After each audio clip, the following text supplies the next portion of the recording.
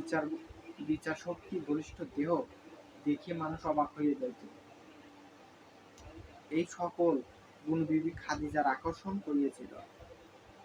বস্তুত হযরতের রূপলাবণ্য ছিলেন অপূর্ব, অসাধারণ। মক্কা হইতে মদিনা হিজরতের পর পথে এক পরিবৃহৎ দাম্পত্য দুঃখে তিনি আশ্রয় নেন।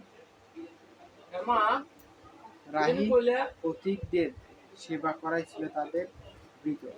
হযরতের যখন আসিলেন, উঠির স্বামী মাবুদ মেষপাল চড়াইতে গিয়েছিলেন।